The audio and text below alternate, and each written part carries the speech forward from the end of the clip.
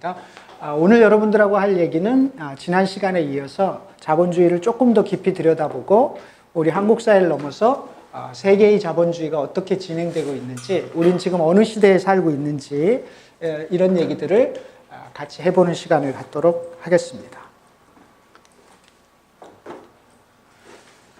2강 한국 사회를 넘어 세계는 어떻게, 이런 얘기입니다. 지난 시간에 우리는 산수를 가지고 배웠습니다.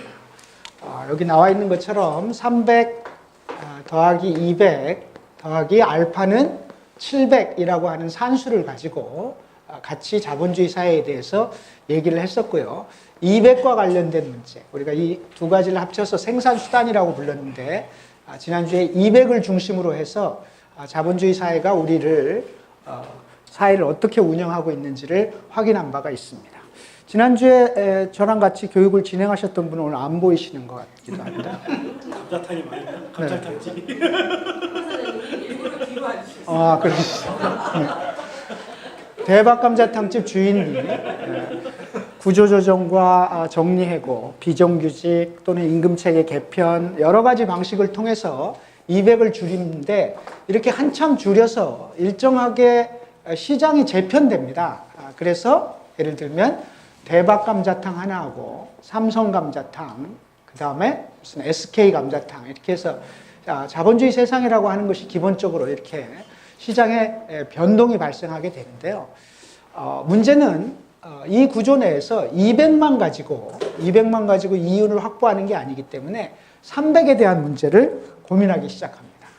300에 대한 문제를 고민하는데요. 이게 생산수단, 이건 지난주에 했던 얘기인데요. 생산수단, 불변자본, 가변자본, 잉여가치에 대해서 얘기했는데요. 300을 줄이는 문제를 고민하기 시작합니다. 300을 줄이는 문제, 즉 들어가는 비용, 다른 비용들이죠. 여기 들어가는 건 예를 들면 재료, 원료 여러 가지가 있겠는데, 상대적으로 감자탕집이니까 감자가 들어간다고 치자고요. 원래 감자라고 하는 게 돼지 등뼈라는 얘기도 있습니다만, 그냥 채소 감자라고 생각하면, 감자탕집이 늘어나기 시작하면 그 사회나 그 나라에서 감자값은 어떻게 되죠? 올라가게 되죠. 수요가 많아지기 때문에. 그러면 그 나라에서는 감자값을 줄여서 이윤을 더 확보하는 게 쉽지 않기 때문에 이 옆에 나라로 가게 됩니다. 원래 이 감자 자본주의가 발달한 나라에서 이 옆에 나라로 가면, 여기는 아직 감자 자본주의가 발달되지 않아서 감자가 지천에 널려 있습니다. 지천에 널려 있는데 아무도 자본주의가 발전하지 않았기 때문에 감자를 사용하지 않아서 쉽게 쓸 수가 있는데, 쉽게 사다가 값싸게 사는데요. 문제는 어떤 문제가 발생하냐면, 이 옆에도 감자 자본주의가 일찍이 발달한 나라가 있어서 같이 감자를 가지러 왔다가 여기서 이 감자밭을 놓고 대결이 시작됩니다. 즉 이윤을 위해서, 이 300을 줄이기 위해서 감자밭을 가져가기 위해서 노력을 하는 거죠. 드디어 자본은 자기네 마을을 벗어나서, 사회를 벗어나서 세계로 나가면서 이윤을 추구하기 시작합니다. 그래서 누굴 것 같아요? 마르크스가 이렇게 생겼는지는 모르겠는데, 하여튼 만화로 그렸기 때문에 마르크스가 이런 얘기를 하죠. 1848년에 무려 이런 얘기를 합니다. 생산물의 판로를 끊임없이 확장하려는 욕구가 자본가들을 전 세계로 내몬다. 그들은 도처에 둥지를 틀어야 하고, 도처에 정착해야 하고, 도처의 관계를 형성하게 된다. 세계 시장을 착취함으로써 모든 국가의 생산과 소비를 범세계적으로 조직하게 된다. 다시 말하면 이 구조 내에서 어쨌든 이윤을 확보하기 위해서 이제 다른 마을로 가기 시작합니다. 문제는 이렇게 해서 이 마을에 이 감자밭을 놓고 요 감자 자본주의 국가와 요 국가가 대결을 하게 되고, 그러면 돌아와서 각각 누구를 데리고 와요? 각각 군대를 데리고 오기 시작합니다. 그래서 이걸 놓고 전쟁을 벌이게 되는 거죠. 결국 이유는 전쟁을 불러오기 시작하는데요. 우리가 생각할 때 우리는 평범하게 생각을 할 수 있습니다만, 여러분들이 학교 다닐 때 제1차 세계대전 이런 거 배웠잖아요. 제1차 세계대전이 왜 발생했어요? 세계사 시간에 제1차 세계대전이 발생한 원인은 무엇일까요? 세계 제1차 세계대전 뭐죠? 사라예보를 울린 한 발의 총성. 저기 쓰러져 있는 사람이 오스트리아의 황태자의 부처입니다. 부부이고, 그리고 이건 세르비아의 청년인데요. 세르비아의 청년이 오스트리아의 황태자를 암살하면서, 그 부부를 암살하면서 1차 세계대전이 터졌다, 이렇게 설명을 들었습니다. 여기서 궁금한 것은 세계 제1차 세계대전은 오스트리아의 황태자를 세르비아의 청년이 죽였으면 둘이 붙고 말 문제인데 왜 이게 세계 제1차 세계대전이었을까? 왜 그랬을까요? 세계사 시간에 혹시 배웠습니까? 네. 삼국동맹 플러스 예. 좀 더 쉽게 가볼까요? 요즘 이제 한때는 우리나라에 굉장히 먼 나라였습니다만 이 오스트리아나 세르비아가 발칸반도에 있습니다. 발칸반도가 우리한테 유명해진 이유는 뭐죠? 꽃보다 언니 때문에, 크로아티아 때문에. 사실 뭐 어디 있는지 잘 기억도 안 나지만 꽃보다 언니의 크로아티아가 유명해지면서 사실은 우리가 발칸이라고 하는 걸 기억하게 되는데요. 오스트리아는 지금은 작은 나라지만 당시에는 무척 큰 나라였습니다. 오스트리아 합스부르크 제국이었다가 헝가리를 합병하면서 오스트리아 헝가리 제국이 돼서, 그래서 계속해서 이 발칸반도의 영역을 넓혀가는데 원래 여기서 살고 있던 세르비아 민족들이 위기를 느끼기 시작한 거죠. 민족적 위기를 느꼈는데, 그래서 이 범위를 넓혀가는 오스트리아의 황태자를 암살하게 됩니다. 문제는 이렇게 해서 두 나라가 전쟁이 붙는 게 아니라 이렇게 해서 둘이 붙으니까 오스트리아에 독일이 붙고 세르비아에는 저거 우리 민족이랑 같은 슬라브 개족이기 때문에 우리가 도와줘야 돼 해서 러시아가 붙게 됩니다. 문제는 표면적으로는 이렇게 민족적인 문제이거나 독립적인 문제, 독립과 관련된 문제인 것처럼 보였지만 실제로 옛날에는 세계로 진출하려면 어디를 장악해야 돼요? 비행기, 조종사 여기 계신가? 대한항공? 뭐 이런 게 아니고 바다를 장악해야 돼요. 그래서 뭐 스페인의 무적함대 뭐 이런 게 다 바다를 장악해야 나라가 발전하는 건데, 자본주의 입장에서 세계로 뻗어나가려면 바다가 필수적인 거였고, 이 지역에 있는 나라들에게서 중요한 것은 바로 이 제해권, 바다를 누가 지배하느냐의 문제였던 게 가장 결정적인 문제여서 원래가 다투고 있었어요. 원래가 다투고 있다가 이렇게 붙으니까 만약에 오스트리아가 완벽하게 승리하면 여기를 완전히 장악할 것이기 때문에 견제가 두르기 시작한 거죠. 그렇게 해서 여기서 각각의 동맹군들이 형성되는데, 문제는 이때쯤 해서 이미 세계적으로 감자 때문에 세계 각국에서 이미 붙고 있었어요. 아프리카에서도 붙고 아시아에서도 붙고, 우리나라도 그래서 붙었죠. 어디랑 붙었어요? 우리나라의 감자 시장을 놓고 어디랑 붙었어요? 일본과 러시아가 붙었어요. 그게 러일 전쟁이고 1905년에 벌어졌던 전쟁입니다. 그 전쟁에서 일본이 이기면서 체결한 조약이 을사조약이라고 하는 거죠.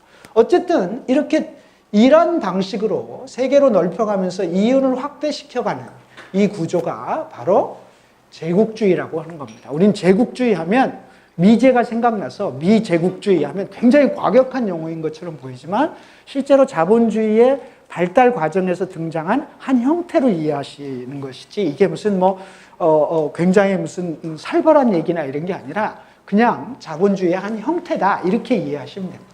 그래서 제국주의와 전쟁이 발생하게 됐죠. 현대도 마찬가지예요. 현대도 미국과 이라크가 전쟁이 붙어서 부시가 악의 축 사담 후세인을 어쩌고 저쩌고 했지만 실제로 무엇 때문에 붙은 거죠? 300에 들어가는 에너지 때문에 붙었다고 해요. 석유 때문에. 그래서 이 전쟁이 났을 때 프랑스는 미국 편에 붙습니다. 왜? 지금 잘 보여야 중동의 석유를 어떻게 같이 나눠 먹을 수 있겠다.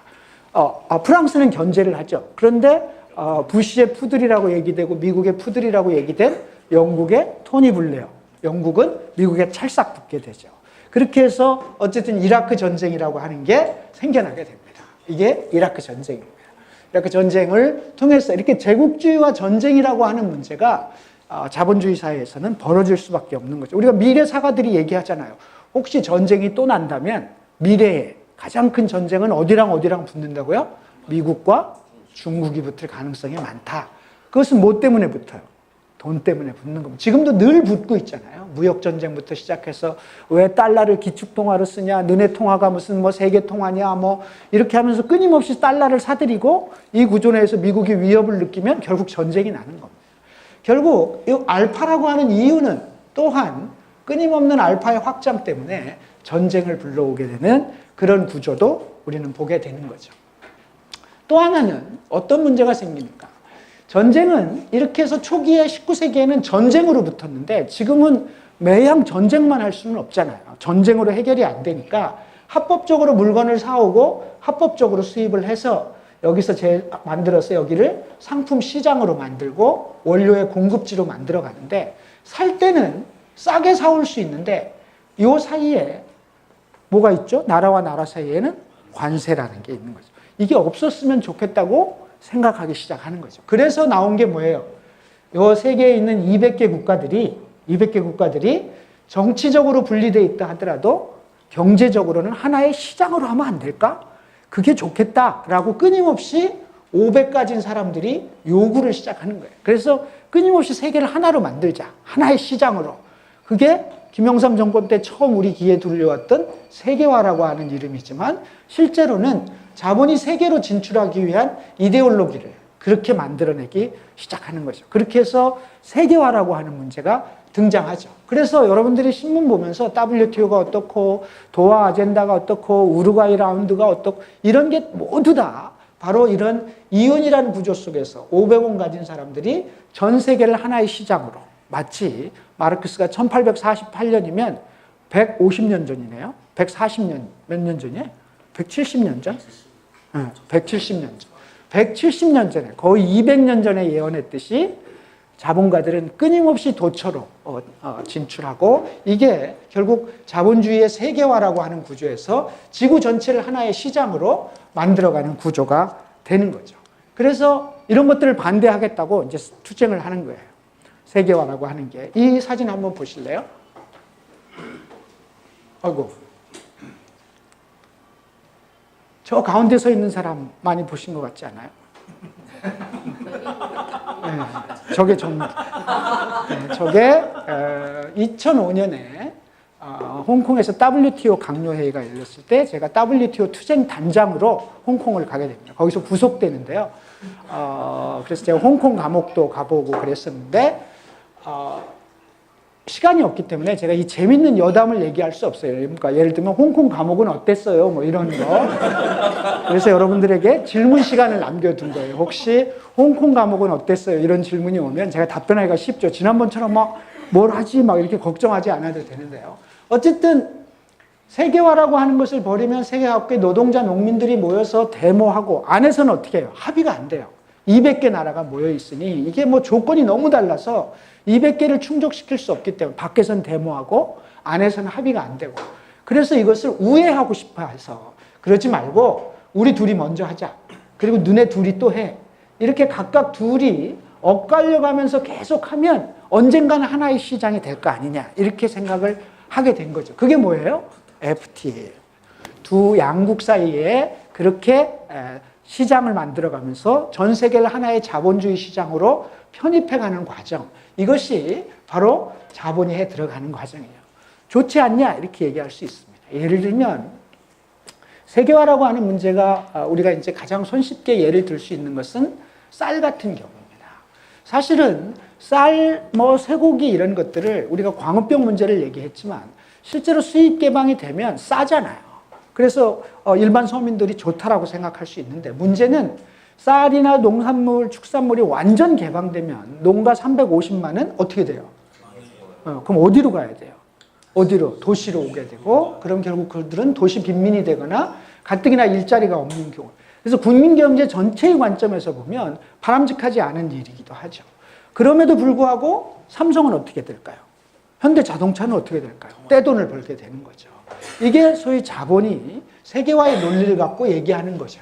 이런 구조 속에서 사실은 WTO와 FTA라고 하는 문제를 바라볼 때 민주노총이 가끔 FTA 반대 집회 이런 거 하고 뭐 이랬을 때 쟤들은 임금이나 올리지 왜 길거리 나가서 저런 짓을 해라고 얘기할 때 그것은 노동의 삶, 농민의 삶, 서민의 삶과 세계화라고 하는 문제가 얼마나 중요한 문제인지 라고 하는 문제들을 폭넓게 이해를 하면 그럴만하다. 혹은 FTA라고 하는 게 우리나라가 불가피한 면이 있다 하더라도 이러이러이러한 지점들은 분명해야 되겠다라거나 이런 생각이 안 생기면 세상을 제대로 못 보고 있는 거죠. 그런 측면에서 우리가 자본주의 세상을 조금 더 들여다보면 이런 일들도 벌어지고 있고 그게 이런 맥락에서 진행되는 일이구나라고 하는 것을 이해하시면 될 것 같습니다. 또 있습니다.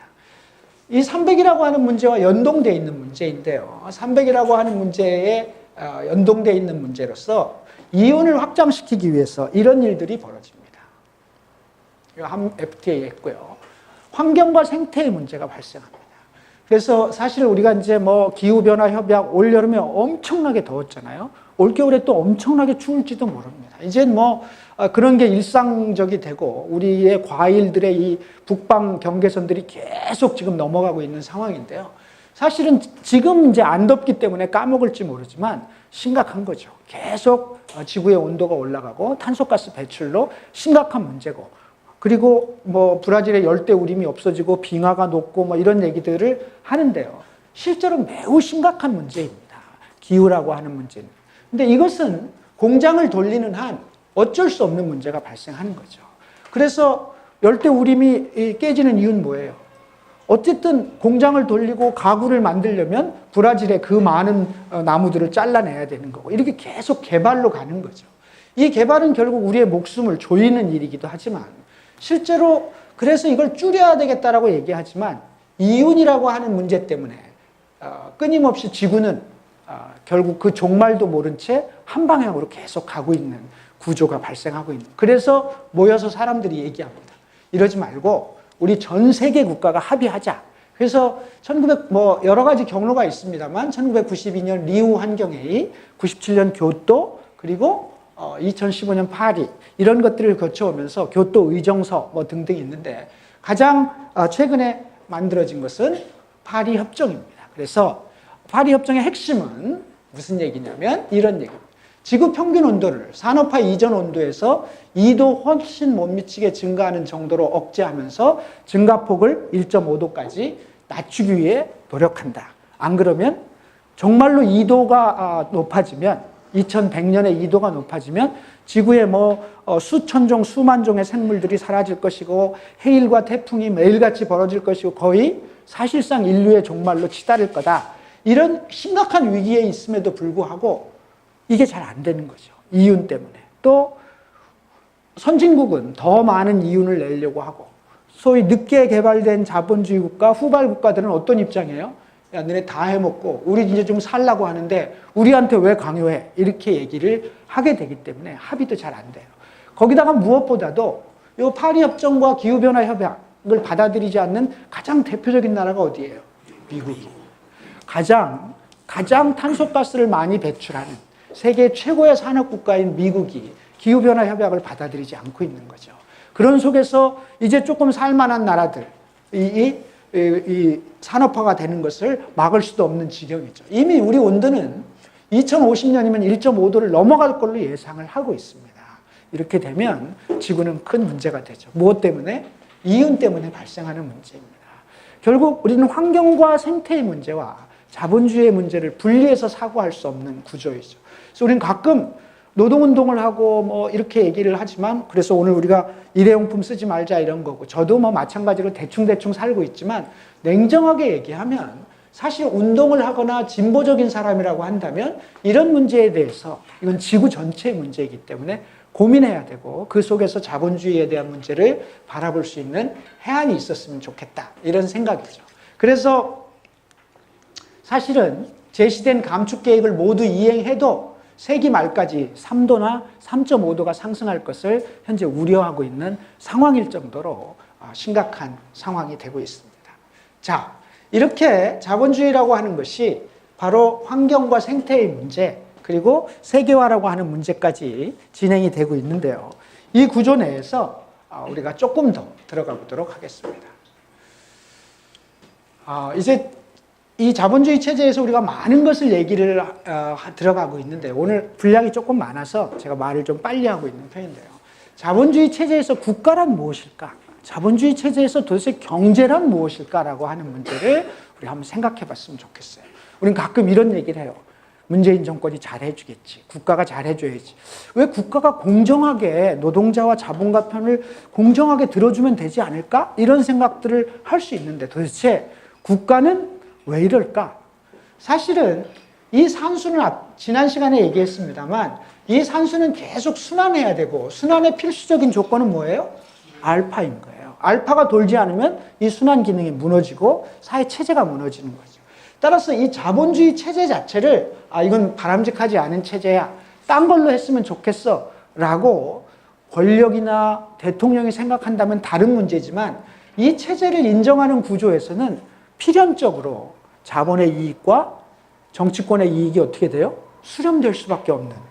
그래서 우리가 늘 얘기하지만 예를 들면 노무현 대통령이 참 괜찮았는데 사람이 괜찮은 문제와 사회의 구조로 볼 때 이 지점에 충돌이 발생할 수밖에 없는 구조가 발생하는 거죠. 그런 측면에서 국가란 무엇일까? 경제란 무엇일까라고 하는 몇 가지 질문들을 얘기해 볼 수 있습니다. 함께 생각해 보는 몇 가지 질문들. 국가는 왜 자본과 노동 사이의 공정한 중재자로서의 역할을 못할까? 자본주의 체제에서 경제가 좋다는 것은 무엇을 의미할까? 경제 성장이란 무엇일까? 이런 것들을 우리가 우리의 눈으로 진보적인 시각으로 보면 어떨까라고 하는 생각입니다. 국가라고 하는 것은 사실은 결국 알파를 놓고 자본과 일정하게 수렴되고 있다라고 하는 구조이죠. 이 구조를, 이 체제를 인정하는 한 국가가 우리 편이거나 서민의 편이 되기는 어렵습니다. 언젠가 지난주에 누군가 얘기를 하셨던 것 같은데요. 예를 들면 국가가 우리들에게 무엇을 좀 해주는 부정부패가 없는 사회였으면 좋겠고 정경유착이 없는 사회였으면 좋겠다는 게 구조적으로 불능한 이유는 이 생산 양식 속에서는 상부구조인 토대가 변하지 않으면 상부구조가 변하기 어렵다는 얘기를 지난주에 말씀을 드렸습니다. 그래서 국가는 결국 어떻게 되는 거예요? 우리 하기 나름이 되는 문제이죠. 국가가 무엇을 해줄 수 있는 구조는 아니다. 어차피 이 체제를 지지하는 구조에서는 자본과 국가가 수렴되기 때문에 이 국가의 수렴 구조를 끊을 수 있는 것은 이 생산 양식에 대해서 격렬하게 반응하면서 그렇게 하면 알파가 나타나지도 않을 거고 이 체제가 대단히 위기에 처할 것이라고 하는 강력한 힘을 누군가 보여줘야만이 되는 거죠. 그것은 바로 200에 모인 사람들의 결단이 필요한 지점인데요. 나중에 이 얘기는 하도록 하고 어쨌든 그래서 국가는 자본과 노동 사이에서 공정한 중재자가 되기에 현실적으로는 어렵습니다. 우리는 지금 문재인 정권을 보고 있는데 잘해줄 거다. 그런데 잘해줄 건데 왜 싸우고 이러냐라고 본인이 얘기하잖아요. 왜 싸우는데 잘해줄 건데 좀 기다려봐. 이것은 바로 국가가 자본주의 체제에서 어떤 의미를 갖는 것인지에 대해서 조금은 얕은 이해라고 보여지는 거죠. 그런 측면에서 우리가 국가를 제대로 봤으면 좋겠고요. 두 번째로 경제를 잠깐 얘기를 해볼까요? 지우개 어디 갔어요? 에이씨. 없네? 안 보이네?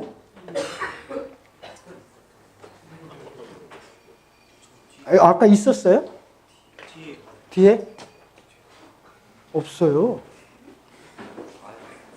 거기 있어요? 그거 왜 갖고 가셨어요?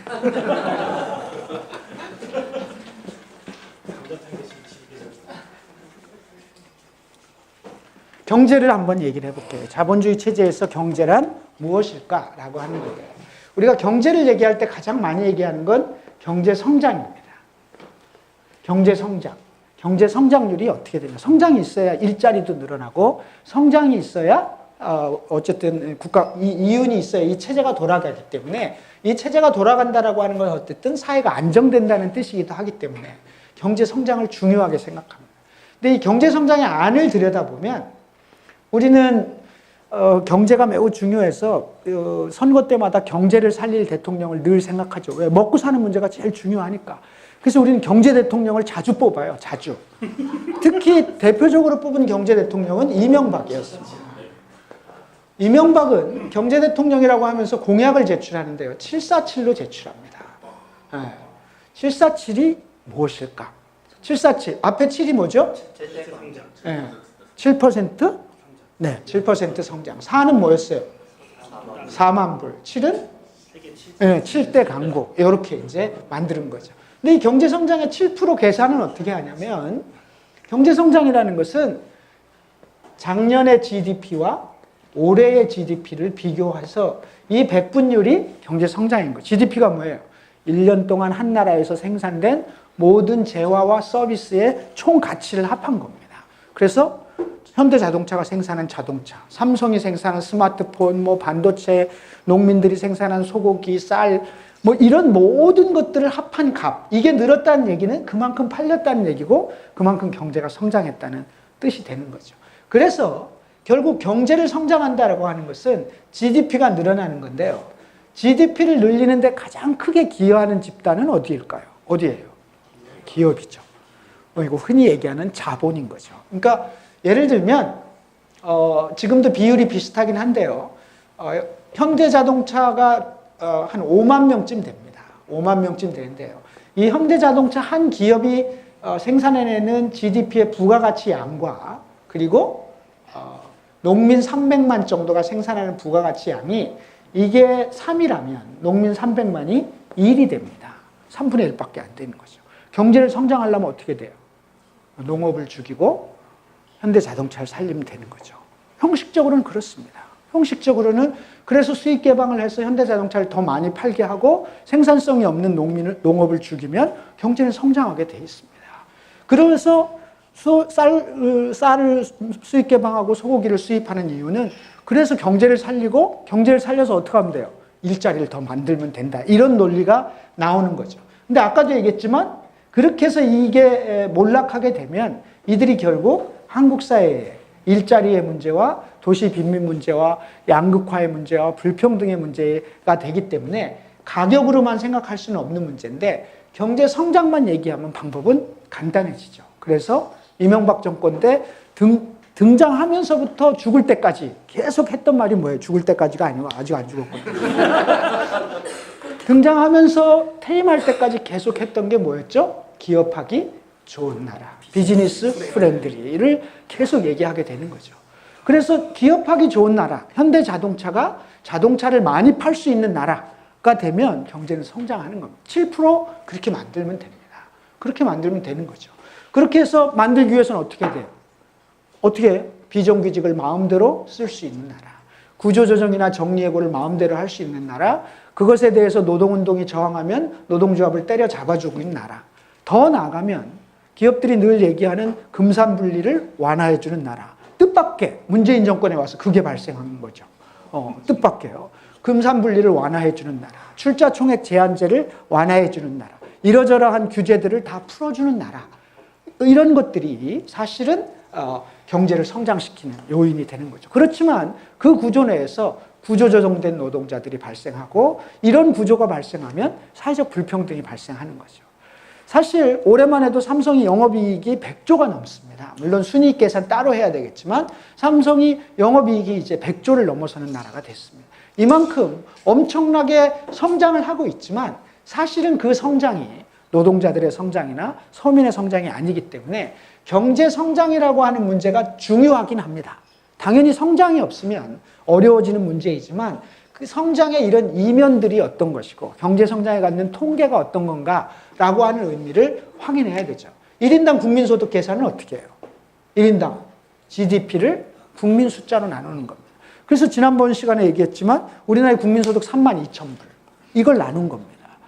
이때는 뭐 예를 들면 생산 가능 인구로 나누는 게 아니라 방금 태어난 아기까지 나누는 거기 때문에 인구 숫자로 나누는 거예요. 그래서 얘기했잖아요. 3인 가족이면 우리나라는 평균 가구의 소득이 얼마가 돼야 된다고요? 1억이 넘어야 됩니다. 그런 가구가 몇 개나 있겠습니까? 그것은 그냥 GDP를 나눴기 때문에 그렇습니다. 그리고 그 이익의 대부분 누가 갖고 있어요? 그 이윤의 대부분은 결국 자본이 갖고 있는 구조가 돼 있는.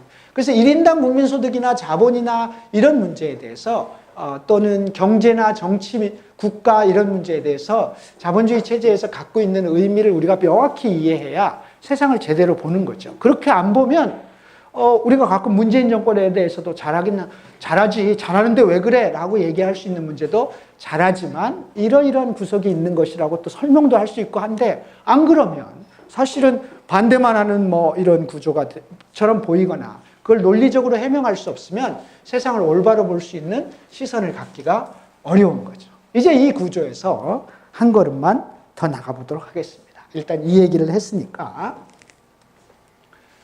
그래서 아까도 얘기했지만 그런 논리로 얘기하는 거예요. 그러다 보니까 주요 기업의 사내 유보가 지난번에도 얘기했지만 이렇게 많고 현재는 30대 재벌의 사내 유보금이 883조입니다. 이 상상 이상의 천문학적인 숫자가 사내, 물론 이게 다 현금화되어 있는 건 아니지만 상당한 정도를 갖고 있지만 투자하고 있지 않죠. 기업은 뭐 때문에 투자한다고요? 알파 때문에 하는 거고, 알파의 전망이 없으면 갖고 있는 거예요. 갖고 있는 구조이기 때문에 결국 이런 구조 속에 우리가 있다라고 하는 것을 확인했으면 좋겠습니다. 공공부문에 대한 자본의 공세. 자, 이제 300으로 가서 여러 가지 기계나 재료나 원료도 얘기했지만 다른 것을 생각해 보면 감자자본주의에서 아까도 얘기한 것처럼 SK, 삼성, 대박 감자탕, 황 사장님, 네. 이렇게 재편되면 평생 감자탕집만 할까요? 뭐 할까요? 뭐 해요? 번 돈으로 다른 사업을 하기 시작합니다. 이윤을 찾아다니기 때문에. 그래서 여러 군데 이윤을 찾아다녀서 예를 들면 쌀집에서 시작한 정주영이 자동차까지 하는 이유는 끊임없이 이윤을 추구하게 됩니다. 그래서 우리가 골목 상권 얘기하고 재벌이 무슨 이쑤시개까지 팔려고 하냐 이런 얘기들이 나오는 이유는 바로 그런 측면 때문에 끊임없이 이윤을 추구하는 500원 가진 사람, 자본의 생리는 모든 것들을 시장화하고 상품화하려고 하는데 그 중에 가장 눈독 들인 것은 바로 공공부문입니다. 공공부문이라는 게 뭐예요? 공공부문. 공공부문이 이런 거예요. 예를 들면 제가 이 청바지를 입고 있는데 청바지를 10년 동안 입고 있으면 사람이 죽어요? 안 죽어요? 안 죽지만. 근데 만약에 나는 돈이 없어가지고 올 1월 달에 물 먹고 지금 먹었네 이러면 그 사람은 죽을 거 아니에요. 그렇죠? 이때 이 물은 상품이냐? 아니다. 이것은 모든 사람들이 써야 되는 공공재이고 공공의 필수재이다. 이것은 장사하면 안 된다. 이렇게 얘기를 하는 거죠. 이래서 소위 공공부문이라는 게 등장하는데 그런 게 뭐예요? 물, 전기, 가스, 교통 이런 것들인 거죠. 이런 것들은 장사하면 안 된다. 이것은 인간이 살아가는 데 있어서 최소한으로 누려야 될 인권, 이것을 상품화해서는 안 된다.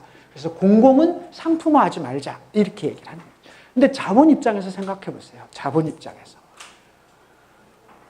청바지는 나 같은 사람 돈 없으면 10년에 한 벌 사지만 물은 돈 없어도 오늘 먹고 내일 먹어야 되기 때문에 그 장사만 할 수 있으면 떼돈을 벌게 되는 거죠. 그럼 저 장사를 하고 싶은 거예요. 저 장사를. 그래서 그 장사를 할 때의 논리가 뭐예요? 야, 너 경제성장 7% 하고 싶다며. 그러려면 우리가 GDP를 올려야 되고 GDP를 올리려면 누가 장사가 돼야 돼요? 내가 장사가 돼야 되는 거야.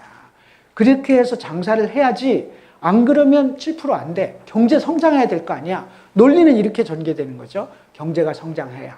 내가 돈을 많이 벌어야 경제가 성장하고 그래야 일자리가 늘어나서 청년 실업자들이 어떻게 돼요? 일자리가 생기고 그래서 소득이 생겨야 또 소비가 생기고 이렇게 논리를 얘기하면 맞아.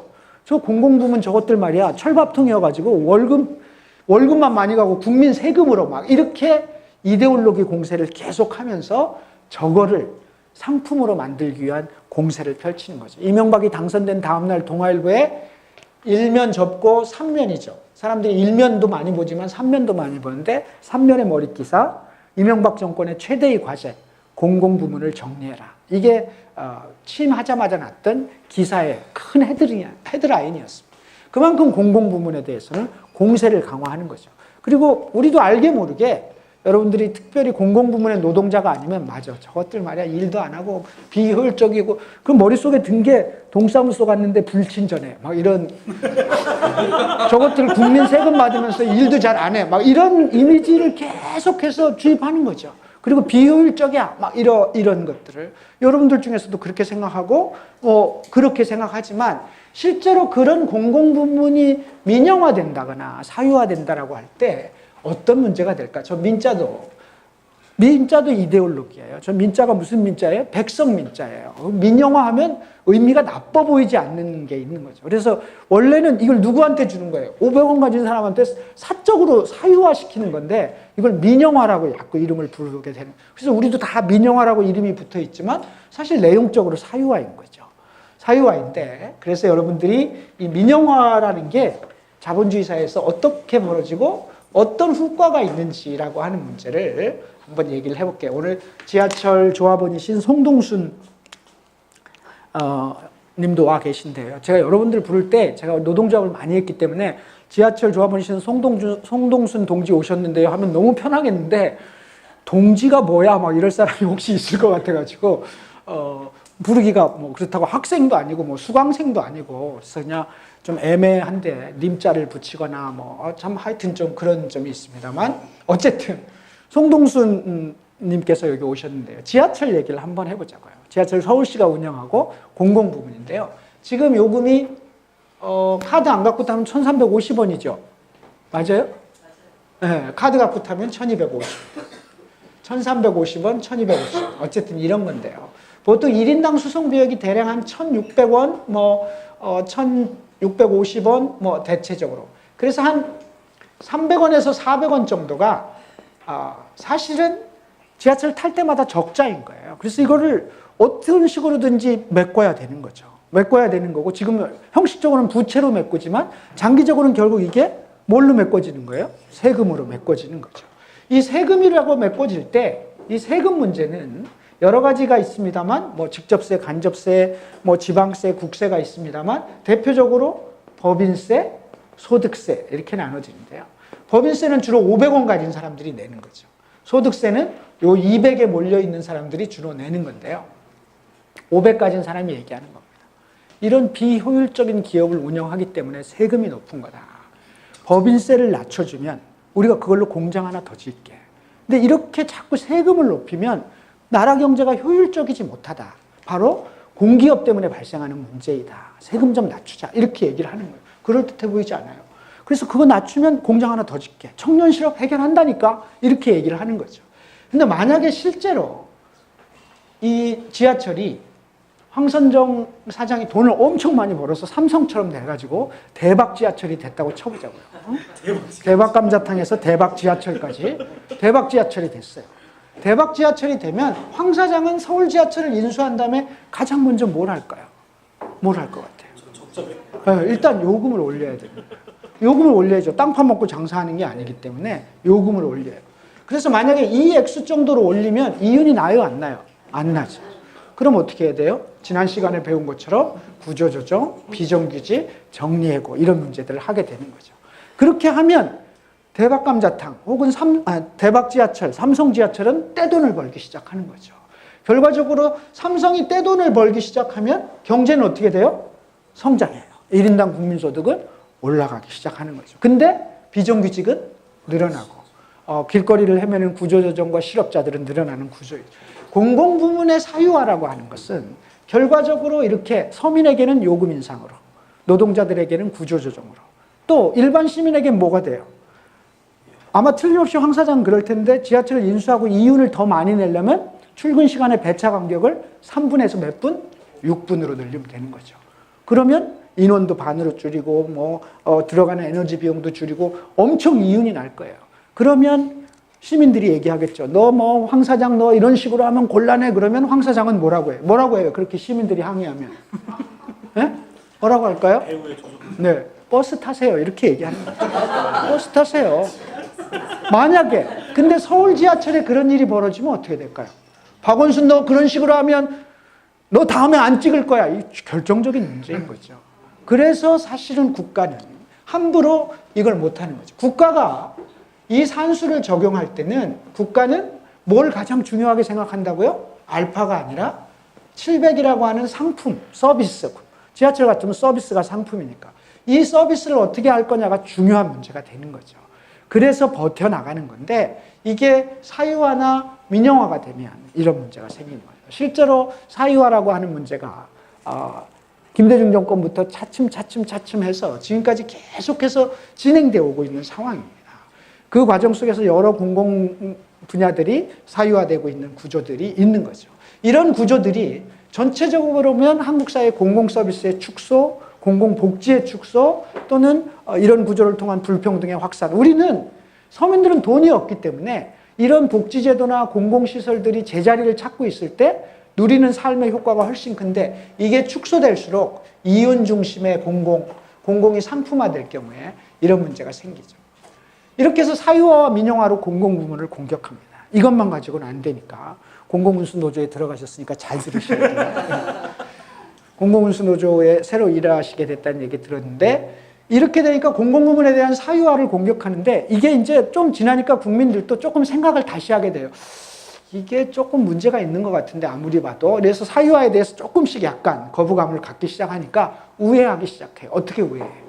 그러면 같이 합시다. 이렇게 되는 거죠. 같이 하자. 이렇게 얘기가 시작되는 거예요. 그래서 가스 같은 경우에 천연가스를 가스공사가 저기 중동의 산유국들하고 협의를 해서 한 30년 이렇게 한꺼번에 계약을 해요. 그렇게 하는데 그게 독점이기 때문에 엄청 이윤이 나는 거라고 생각해서 SK나 쌍용이나 포스코나 이런 데서 우리도 그것 좀 하자 이렇게 얘기를 하는 거죠. 우리도 그것 좀 하자. 그렇게 얘기하면서 경쟁 체제를 이제 주문하는 거죠. 같이 하자라고 해서 그것은 법을 안 바꿔도 돼요. 시행령으로만 해도 되기 때문에 시행령을 바꿔달라라고 얘기를 하는 거죠. 그런 식으로 소위 경쟁체제라고 하는 것을 통해서 공공부문을 다시 압박해와요. 가장 여러분들이 이해하기 쉬우려면 어떤 거냐면, 요즘은 뭐 예전만큼 이윤이 안 나서 뭐 이러저렇게 폐업하는 데도 있고 하다지만 공항면세점 같은 경우도 그런 케이스였어요. 공항면세점은 아주 과거에는 관광공사가 독점했어요. 그래서 관광공사는 거기서 나온 잘 팔릴 거 아니에요. 관광공사에서 나오는 걸로 뭘 했을까요? 뭘 했어요? 국가의 관광 인프라를 개발하는 거죠. 예를 들면 제주 중문단지 같은 경우에는 지금도 사실 개발하고 있어요. 30년 걸려. 설악산 국립공원 뭐 이런 거 다 그 돈이 어디서 나오냐면 그렇게 관광 인프라를 구축하기 위한 관광공사가 한 건데, 500원 가진 사람들은 30년 걸려서 이윤 나오는데 투자해요, 안 해요? 안 하는 거죠. 그래서 이게 일종의 우리 국민 전체에게는 매우 중요한 문제였는데 500원 가진 사람들이 주장을 시작한 거죠. 야, 저 장사 잘 되는 거 그거 우리도 좀 하자. 이렇게 하고 누군가 정경유착 이런 얘기했죠. 그 좀 풀어줍시다 해서 풀어주기 시작하면서 롯데도 하고 뭣도 하고 하면서 소위 이 공항의 면세점들의 폭이 확장되기 시작한 거죠. 이게 예를 들면 이런 경쟁체제를 얘기하는 겁니다. 이런 경쟁체제의 구조를 가지고 자본은 이윤이라고 하는 것을 공공부문에 대한 공세를 가지고 끊임없이 주장을 하고 있는 거죠. 거기다가 이제 아까도 얘기했지만 예산 감축과 구조 조정 이런 것들을 통해서 예산도 감축하고 구조 조정하고 이런 작업들도 할 뿐만 아니라 규제 완화라고 하는 말들이 있습니다. 제가 문재인 정권 들어서 가장 심각하게 보고 있는 것은 규제 완화 문제입니다. 소득주도 성장과 혁신 성장이라고 하는 문제가 부딪히면서 규제 혁신이란 말은 없습니다. 이 말을 규제 완화라고 하면 이미지가 안 좋기 때문에 이 정권이 규제 혁신이란 말을 쓰기 시작하는데요. 규제가 혁신일 수 있을까? 규제란 이런 겁니다. 시장에 그대로 맡기면 최저임금이라는 건 존재할 수가 없습니다. 그건 뭐 시장에 맡겨서 줘야 되는 거지. 국가가 왜 개입해서 요만큼 이상은 임금을 줘야 된다라고 하는 것, 이게 규제입니다. 이게 자본주의 체제에서 국가에 개입한 규제인 거죠. 공정거래법 규제입니다. 이 모든 규제들은 자본주의 체제 내에서 어쨌든 같이 살기 위해서 국가가 개입한 규제들입니다. 혹은 그린벨트는 어쨌든 그것도 모든 국민이 일정하게 그린 생활을 누리기 위해서 국가가 규제하는 거죠. 이런 것들의 규제를 풀으면 이 500원 가진 사람들의 늘 소망은 규제를 푸는 겁니다. 규제가 이러저러한, 왜 자본주의 시장에서 자본이 하고 싶은 대로 하고 시장에 맡겨야지 자꾸 개입을 하냐. 예를 들면요. 도시가스 사업법에 의하면 여러분 집에 들어오는 서울 도시가스, 뭐 한진 도시가스 이런 도시가스들은 도시가스 사업법에 의하면 제가 메타를 까먹었는데요. 몇 년 전에는 다 기억하고 있었는데 이제 까먹었는데요. 도시가스 사업법에 보면 이 땅에 묻혀 있는 배관, 가스관을 매일 점검해야 돼요. 그거 터지면 큰일 나잖아요. 그래서 뭐 35km인가 35km당 예를 들면 안전요원 1명을 채용하도록 되어 있습니다. 이게 도시가스 사업법에 있는 거예요. 근데 사고가 나요, 안 나요? 안 나잖아요. 그리고 괜한 돈을 쓰는 것 같은 느낌이 500원 가진 사람은 드는 거죠. 그래서 계속 요구해. 뭐라고? 50km당 1명으로 법을 바꿔주세요. 70km당 1명으로 바꿔주세요. 이렇게 요구하는 거예요. 이게 규제 완화입니다. 그 외에 뭐 은산분리나 뭐 이런 것도 결국 규제를 완화하는 거죠. 이런 방식으로 해서 규제를 완화함으로써 알파를 늘려가지만 그것이 결국 재벌 독점의 구조를 확장시켜주거나 아니면 국민의 안전을 위협하는 문제가 되는 거죠. 제가 지난주에 세월호의 사건이라는 게 이게 무슨 이준석 선장이 나쁜 놈이었냐? 아니면 자본주의 체제 내에서 이 이윤이라고 하는 것이 만들어낸 참사였냐라고 하는 것을 우리의 눈으로 다시 한번 봐야 되는 거 아니냐 이런 말씀을 드렸는데 그것도 규제 완화였죠. 근데 이것을 규제 혁신이라는 이름으로 정리해 두고 있는데 제가 사실 많이 걱정하고 있는 분야입니다. 근데 이 부분은 논리적으로 워낙 그럴듯하거든요. 규제를 풀어서 공장을 더 만들고 기업이 자유롭게 운동을 하게 해야지 자꾸 이렇게 최저임금 문제도 사실 규제인데 계속 이렇게 올리면 끝장나는 거 아니냐라고 하는 구조들도 계속해서 발생하는 문제인데요. 어쨌든 이런 구조 내에서 규제 완화라고 하는 문제, 이 정권은 규제 혁신이라고 쓰고 있습니다만 이렇게 공공부문을 공격해오고 있는 구조입니다. 그리고 기관들을 통폐합하기도 하고 그래서 결국 이런 것들을 다 점수를 매겨요. 다 점수를 매겨서 공공기관들은 매년 심사 대상이 돼요. 6월 30일까지. 그래서 1등부터 꼴찌까지 매기고 꼴찌의 몇 개들은 어떻게 해요? 사장을 날려. 그렇기 때문에 공공기관들이 어떻게 끊임없이 생산성에 시달리기 시작하는 거예요. 너네 얼마 벌었어? 공공기관은 원래 뭐 때문에 존재한다고요? 상품 서비스 때문에 존재하는데 알파로 존재하도록 계속 정부가 밀어붙여 왔던 거예요. 그동안에. 그래서 너네 얼마 벌었어? 이렇게 묻는 거죠. 무슨 공공기관이 돈 벌려고 만든 거 아니잖아요 라고 얘기하면 안 되는 건데 결국 공공기관의 생산성은 어디서 나와요? 어디서? 인원을 줄이는 데서 나오기 시작하는 거예요. 그래서 KTX의 이 승무원들을 뭘로 해요? 비정규직으로 바꿔서 임금을 절하고. 그러니까 소위 투입과 산출의 문제를 해소할 방법이 없기 때문에 그렇다고 요금을 올릴 수도 없고 그렇기 때문에 결국 있는 사람들을 계속해서 줄여가는 구조가 되고 그게 경영평가고 꼴찌 가면 사장의 목이 날아가고 이렇게 하면서 공공부문을 꽁꽁 묶어놓으면서 공공을 자본의 지배하에 들어오게 하고 있는 거죠. 그 속에서 여러분 지난 시간에 얘기했던 공공기관의 성과 연봉제 이런 문제도 결국 공공기관의 예산 문제나 공공기관에 대한 통제, 그러니까 국가가 하는 게 아니라니까요. 그러니까 문재인 정권은 왜 저러지? 라고 생각하는데 아까도 얘기했지만 국가와 자본이라는 관계 속에서 자본이 이윤이라고 하는 문제 그리고 결국 국가와 자본이 일정하게 수렴될 수밖에 없는 이 구조라고 하는 문제에 대한 여러분들의 눈이 있어야 돼요. 그래서 뭐 해야 된다고요? 투쟁해야 되는 겁니다. 그래서 투쟁해야 된다는 거고 투쟁하지 않는다면 이 구조는 사실은 뻔한 거잖아요. 여러분 지난 시간에 얘기했잖아요. 나도 감자탕집 사장이면 비정규직을 쓴다. 자본주의 사회라고 하는 것은 시장에 맡길 경우에는 그럴 수밖에 없는 것이기 때문에 여러분들이 이런 문제에 대한 깊은 이해가 있었으면 좋겠다. 그래서 결과적으로 나타나는 문제는 이런 문제. 자본의 이윤은 증가하고 외형적으로 경제는 성장하고 1인당 국민소득이 증가하지만 그리고 재벌 중심의 경제체제가 확장되기는 하지만 그렇지만 결국 정리해고와 비정규직, 사회적 불평등, 공공서비스의 축소, 생명과 안전의 위협 이런 문제들이 생겨나게 되는 거죠. 여기서 제가 하나만 제가 시계를 너무 재밌어가지고 제가 8시 10분에 시작한 걸로 하면 안 될까요? 그렇죠? 네. 그래도요? 네. 아니 실제로 10분에 시작한 거 맞아요. 그런데 여기서 사회적 불평등 문제를 잠깐 짚고 갈게요. 사회적 불평등, 양극화의 자본주의. 지난 30년간 세계 상위 1% 연간 소득 증가액이 하우 10% 대비 182배가 증가했고요. 2005년 처음으로 세계 상위 1%가 나머지 세계 인구 전체보다 더 많은 이게 세계적인 현상입니다. 이 정도로 심각한 상황이고요.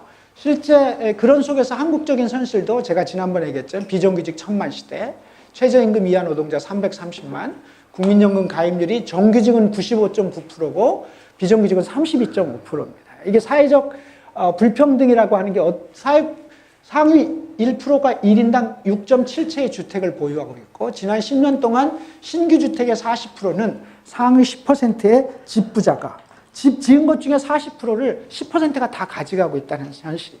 이런 구조들이 현실적으로 한국 사회의 불평등의 문제로 나타나고 있고 그래서 결과적으로 2018년 1분기 진위 계수가 0.4, 상위 20%가 하위 20%의 이 12.6배가 되는 소득의 문제입니다. 여러분들이 다시 저를 뵐 기회가 없기 때문에 없겠죠. 이 강좌가 끝나면 심화과정 할 때 들을 사람 손 들어보세요. 괜찮죠? 뭐 이렇게 몇 사람밖에 안 들어요.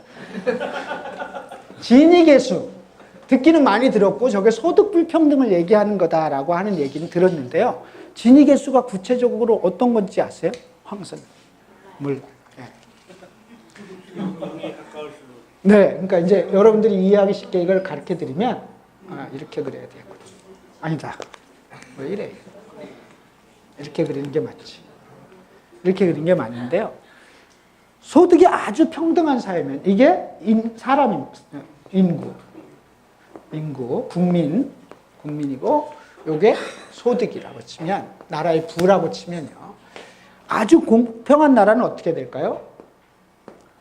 소득의 20%를 국민의 20%가 가지면 되겠죠. 이렇게 해서 이렇게 쭉 대각선이 딱 되면 이게 가장 평등한 곡선이에요. 그래서 소득과 국민들의 이 비율을 이렇게 계산한 곡선, 이 곡선을 로렌츠 곡선이라고 얘기를 해요. 로렌츠 곡선. 이게 소득이 국민에게 어떻게 분배되는지 소득 분배를 보여주는 그림표인데 이런 나라가 어디 있어요? 없잖아요. 이런 나라는 없기 때문에 이 나라가 없는 구조에서 원래는 보통 이런 식으로 돼 있는 거죠. 곡선이. 그래서 이게 하위소득부터 시작하는 거예요. 말하자면 하위소득 20%가 10%만 갖고 있는 거죠. 하위소득 80%가 뭐 예를 들면 30%를 갖게 되는 거죠. 이런 식이 되는 거죠. 보통 곡선. 그래서 이 곡선에 요게 이렇게 얇으면 얇을수록 어떤 나라예요? 평등한 나라가 되는 거죠. 그런데 진위계수라는 건 뭐냐면 이 구조 중에서 이걸 A라고 하고 이걸 B라고 할 때 A 더하기 B분의 A 이게 진위계수입니다. 그러니까 이 전체 면적 중에 이 부분이 어떻게 되어 있는가라고 하는 거죠. 이게 가장 극단적인 경우에는 이런 경우가 있을 거 아니에요. 90%가 10%만 갖고 있고 나머지 10%가 다 갖고 있는 경우가 있을 거 아니에요. 그래? 우리나라가? 그래서 진위계수라고 하는 것은 이렇게 나눴을 때 이 분량이 많으면 많을수록 어떻게 되는 거예요? 이 분량이 커지면 커질수록 불평등해지는 거죠. 그래서 요거 더하기 요거 분의 A를 할 때 이것이 진위계수입니다. 그래서 보통 소득 불평등 지수 중에 요 면적이 넓을수록 소득이 불평등하기 때문에 그걸 진위계수라고 얘기하는 거죠. 그래서 우리나라 같은 경우에 현재 여기 0.4, 2003년 이래 소득 불평등 지수가 진위계수가 0.4가 나와 있는 거고 저쪽 나라들은 0.29에서 한 0.31 뭐 요게 이제 소위 북유럽의 3인주의 복지국가들이 보통 요런 정도를 갖고 있고요. 미국은 0.5에 육박하는 나라이죠. 미국이 세계에서 가장 불평등한 나라입니다. 근데 어쨌든 보통은 0.4를 넘으면 불평등이 심해지는 나라이다라고 0.4를 기준으로 해서 얘기하는데 한국 사회가 이제 0.4가 들어와 있기 때문에 심각하다 이런 통계죠. 진위계수는 이런 겁니다. 그래서 맨날 우리가 보면서 진위계수 하는데 진위계수가 이런 것이다라고 하는 것을 오늘 기회에 소득 불평등 지수라고 하는 진위계수 계산은 이렇게 하는 거다라고 이해를 하시면 될 것 같습니다. 또 넘어가 볼까요? 그런데 이 사회적 불평등은 어떻게 돼요?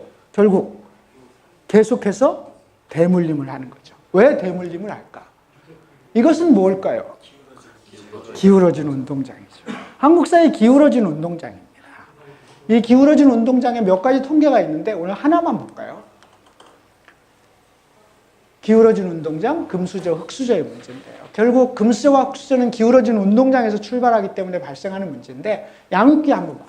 자녀 1인당 월 평균 양육비가 유아인 경우에 상위 10%가 78만 원을 한 달에 씁니다. 월 평균에. 하위 10%가 12만 원을 쓰고요. 고교생의 경우에 상위 10%가 한 달에 187만 원. 네. 그러니까 여기는 먹고 자고 입고 뭐 이런 것들이 다 포함되어 있는 거예요. 이렇게 많이 써요. 모르셨어요?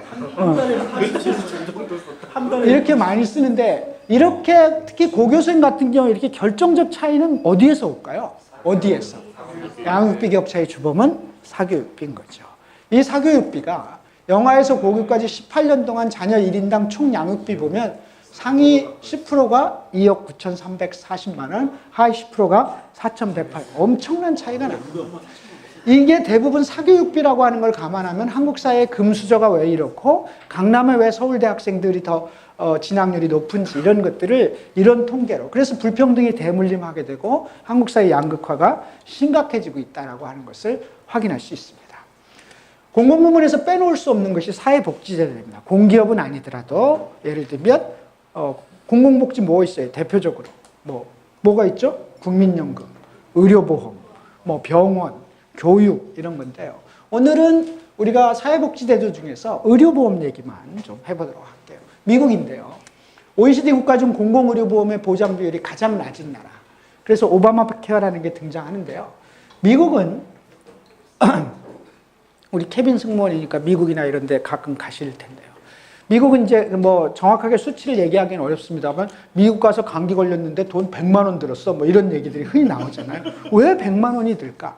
미국은 공공보험이 없습니다. 민간의료보험 체제이고, 그러니까 민간의료보험에 안 들으면 17% 정도가 보험이 아예 없는 환자들이에요. 그러니까 이 사람들은 병이 나면 보험을 안 들었다는 얘기는 사실은 생활이 어려워서 안 들은 건데, 생활이 어려워서 안 들은 데다가 병이 나면 병원에 갈 능력이 없는 거죠. 그래서 사실 미국의 의료보험 제도가 심각해요. 그래서 이제 오바마가 선거체 1회 공약으로 나는 대통령이 되면 이 문제 해결하겠다라고 해서 나온 게 오바마 케어죠. 오죽하면 누구예요? 그 감독 이름이 뭐예요? 마이클 무어가 영화를 하나 찍잖아요. 시코라고. 미국의 의료보험 제도의 문제점을. 그래서 미국의 노동자들이 병을 치료하려 어디로 가요? 쿠바로 갑니다. 그걸 다큐멘터리로 찍은 게 시코라는 영화이고, 그 시코라는 영화에서 미국 의료제도의 맹점을 그대로 드러나게 되는데요. 오바마 케어를 하게 되죠. 그렇게 해서 어떻게 해서든지 이 문제를 극복하려고 하는데, 거의 같은 시기에 대통령이 됐던 이 모식이라고 하는 사람의 선거 공약이 뭐였어요? 네? 미국처럼 민간의료보험을 도입하겠다가 공약이었어요. 그러니까 그 사람들을 찍은 사람들이 우리나라의 국민 둘 중에 한 명이었다는 사실이 무섭죠. 무서운 사실이긴 합니다만 어쨌든 사회복지제도에 대해서 이제 공격이 들어요. 왜? 이건 장사가 엄청 되는 거잖아요. 의료보험 장사를, 그러니까 암보험 이런 게 장사가 안 되니까 의료보험 자체를 장사할 수 있으면 좋겠다고 해서 이제 민간의료보험을 계속해서 요구를 하게 되죠. 그래서 공공복지에 대한 공격을 시작합니다. 공공복지를 시장화하고 상품화하겠다고. 그래서 공공의료를 공격하기 시작해요. 우리나라의 공공의료는 두 개의 기능으로 두 가지로 유지가 됩니다. 공공의료라고 하는 것은 한 축은 병원이 비영리법인입니다. 또 한 축은 보험이 뭐예요? 국민건강보험, 의료보험입니다. 이 두 축으로 그나마 우리나라의 공공의료 시스템이 유지되는데요. 우리나라는 미국보다도 민간병원 비율이 훨씬 많습니다. 거의 90%고 공공병원은 10%밖에 안 됩니다. 미국만 해도 그래도 공공병원이 20%쯤 되고요. 유럽은 어떻게 돼요? 공공병원이 80%, 90% 이렇게 되고 민간병원이 거의 없습니다. 그러니까 사실은 공공병원이 거의 없는 우리나라가 그래도 미국보다 훨씬 낫고 그래도 공공의료 시스템이 조금이라도 가동되는 건 이 두 개의 기능이 있어서 그래요. 병원의 비영리법인과 보험의 공공보험이라고 하는 게. 병원 비영리법이라는 게 뭐죠? 병원은 장사를 해서는 안 된다. 병원에서 번 돈은 어떻게 해야 돼요?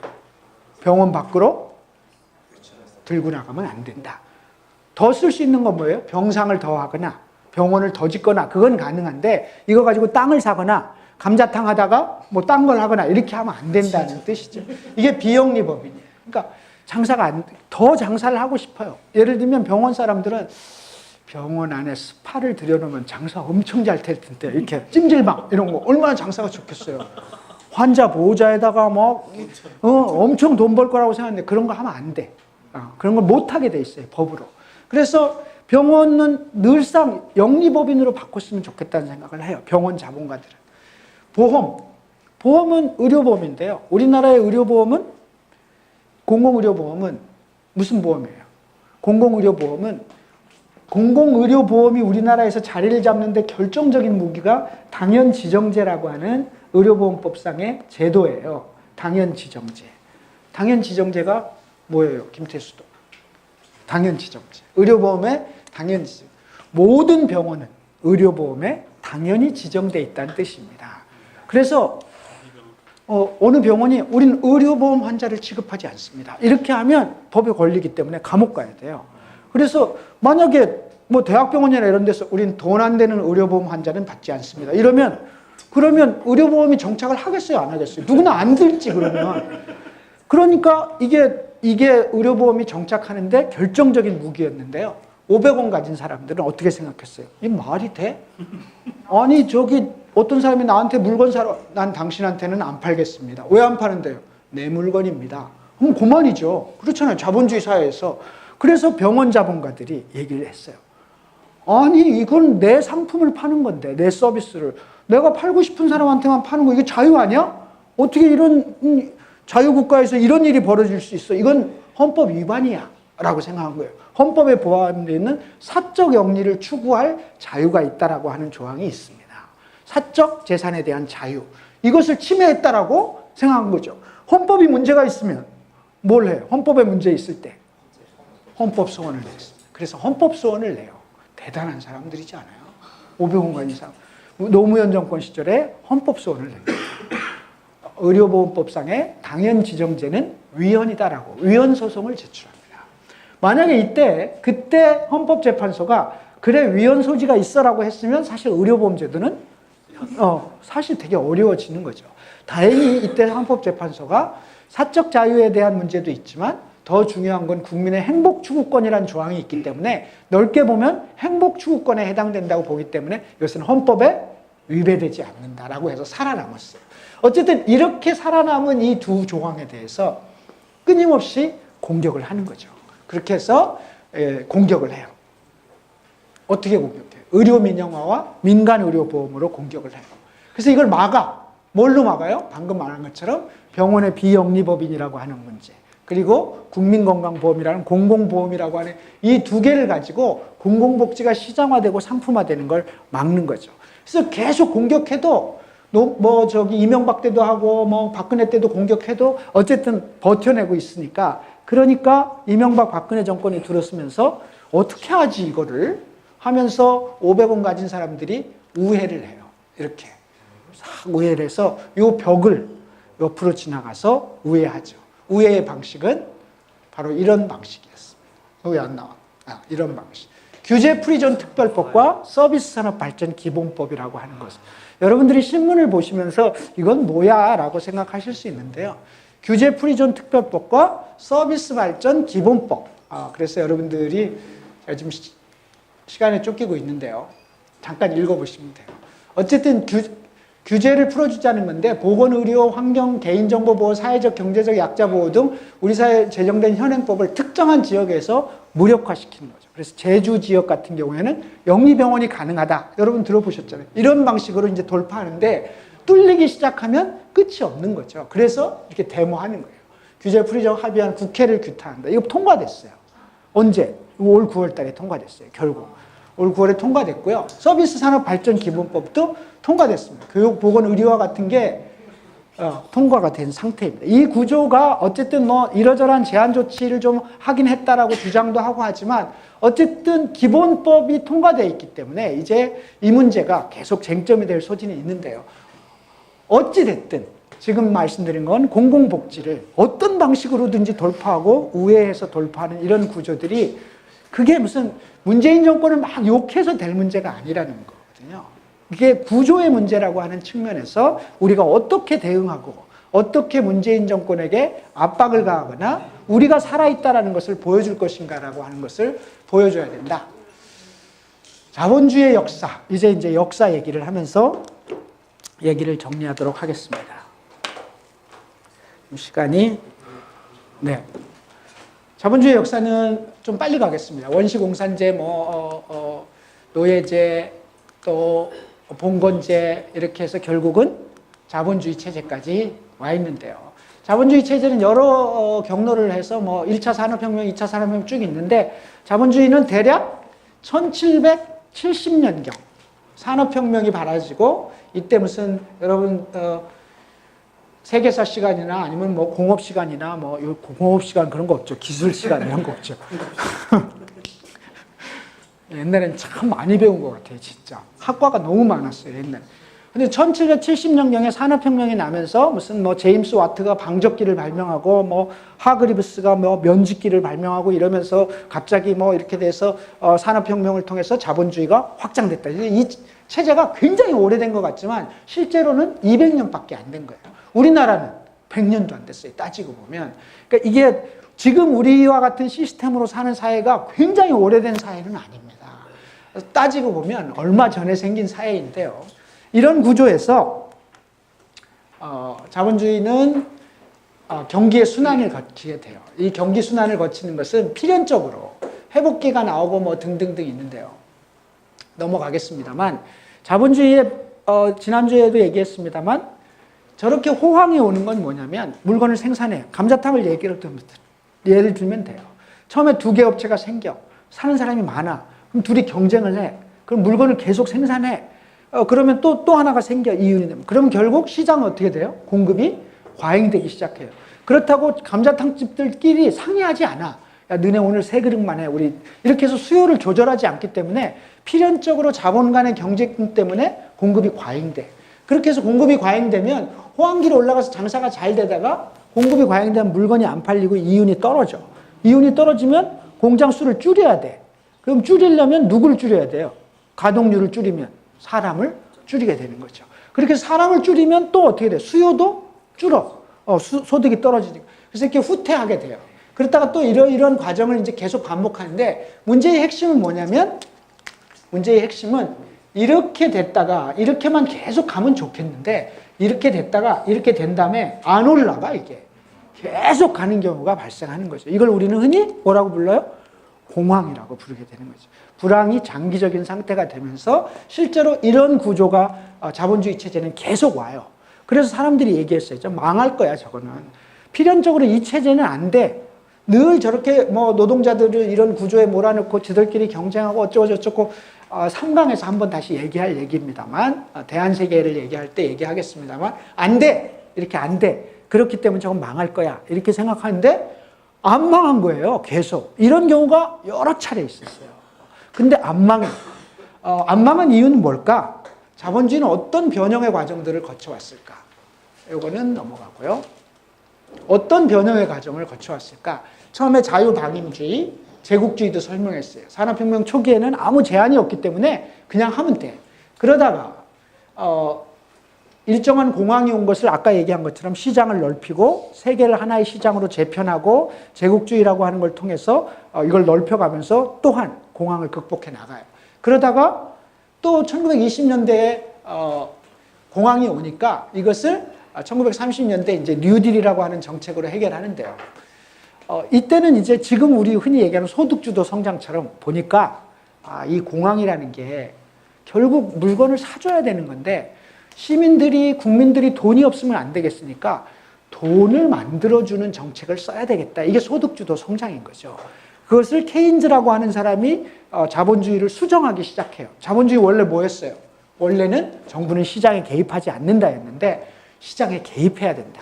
그래서 이러이러한 구조를 가지고 만들어줘서 최저임금도 주고 그래야 물건이 팔릴 거 아니냐. 이렇게 하면서 일정하게 수정자본주의라고 하는 논리를 들고 나오죠. 케인즈주의라고도 얘기하는데 그래서 수정자본주의가 등장하고 그렇게 해서 1970년대 중반까지 자본주의가 이 위기를 극복하고 수정자본주의적 관점에서 세계를 자본주의가 그렇게 가요. 그리고 워낙 자본주의의 황금기였어요. 황금기라는 건 뭐예요? 알파가 끊임없이 상출되기 시작한 거예요. 그래서 이 알파를 가지고 서로 나눠 먹고 그 속에서 사회복지제도를 만들어내고 이런 구조들을 만들어낸 거죠. 이런 구조 속에서 있다가 1980년대, 70년대 말에 계속해서 공황이 오고 이거 갖고는 안 되겠다라고 하면서 새로운 방식의 자본주의가 도입이 되는데 그때 도입된 게 오늘 어제부터 오늘까지 지난주부터 여기까지 얘기했던 비정규직의 문제, 공공부문의 민영화 이런 것들을 통해서 자본주의가 새로운 경로를 개척하기 시작한 거죠. 80년대 전까지는 그러지 않았어요. 그러다가 이 새로운 자본주의의 논리를 가지고 이것을 해결하기 시작하는데요. 그래서 잠깐 얘기를 드리면 사람들이 나오는데요. 아담 스미스는 자유방임주의와 이런 사람이 이런 얘기를 하죠. 각자의 이기심에 따라 경쟁을 전개하면 시장기구라는 보이지 않는 손에 이끌려 부와 번영을 이룰 수 있다. 이렇게 주장하면서 이제 소위 이 자본주의가 시작되는데요. 좀 지나면 아까 얘기한 수정자본주의, 존 매너드 케인즈라는 사람은 이런 얘기를 해요.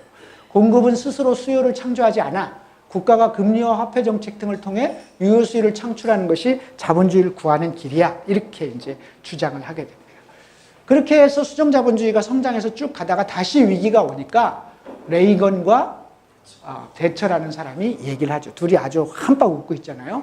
얘기를 해요. 지금의 경제 위기는 정부가 개입이 불러온 문제고 모든 걸 시장에 맡겨야 돼. 공공부문을 기업들에게 넘기고 노동시장도 완전 자유로 해야 돼.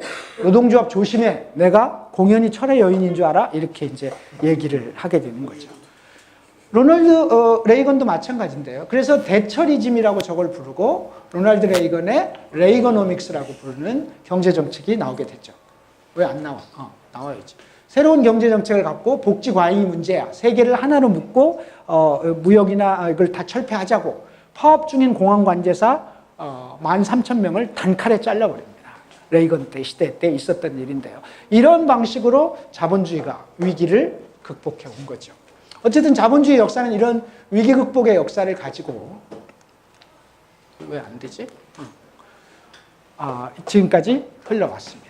그래서 제가 지난 시간과 이제 마지막에 좀 시간이 제가 약속한 시간이 넘어가면서 현대 자본주의와 지금까지 흘러온 세계는 어떻게 흘러오고 있고 한국 사회는 어떻고 공공부문, 공공복지의 문제 그리고 그 연장선 속에서 여러 가지 문제를 얘기했는데 현대 자본주의에 우리가 빼놓을 수 없는 게 공학 얘기는 잠깐 했습니다만 금융자본주의나 4차 산업혁명이나 이런 얘기는 다음에 강좌를 또 만들어서 여러분들하고